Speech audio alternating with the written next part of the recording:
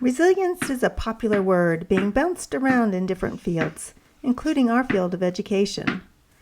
Like a lot of research on just about anything, pieces are taken out of context, expanded, and viral social posts don't tell the whole story.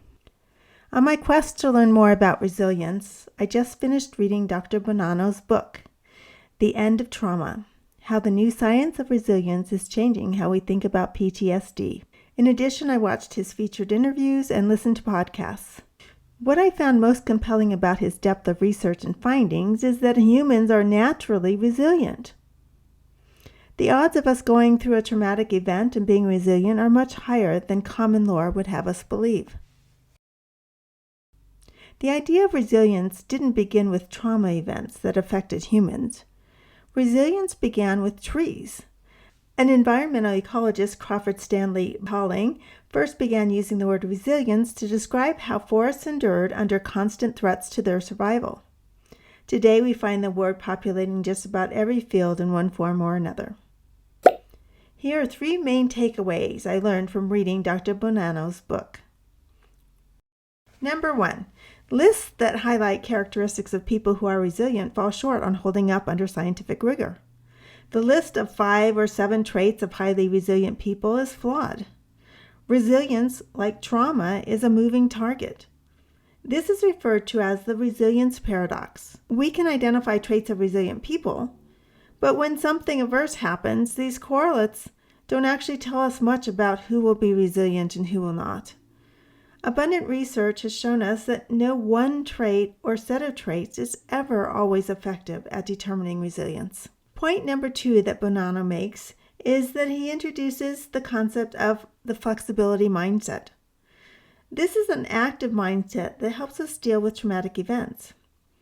After the event has passed and the nervous system is recalculating the extent the event has had on us, a flexibility mindset helps us to think actively and systematically about what we experienced and why. We stay motivated and engaged to meet the challenge and be resilient. Dr. Bonanno's third point is his use of the term flexibility sequence.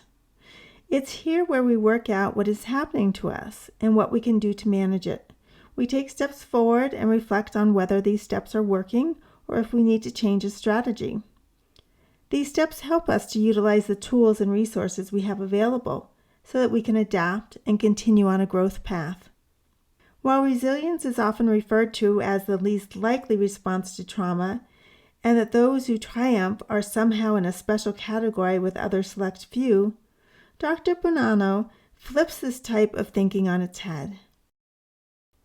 Using the term resilience trajectory, his research findings support that when people in otherwise normal circumstances are exposed to an isolated and potentially highly disruptive event, they usually maintain a stable trajectory of healthy function across time. This is more the norm than not. When we give trauma all the power, we're missing Bonanno's important point. Our students are naturally more resilient than we give them credit for. Can we cultivate more skills for resiliency? Sure. But let's begin by seeing them as resilient and not as victims of trauma. Let's maintain academic rigor, high expectations, and accountability for poor behavior because humans in the classrooms are flexible, adaptable, and able to maintain a stable resilience trajectory.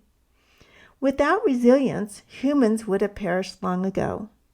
Let's rethink the resilient scarcity culture in schools today and see ourselves and our students as the resilient humans we are.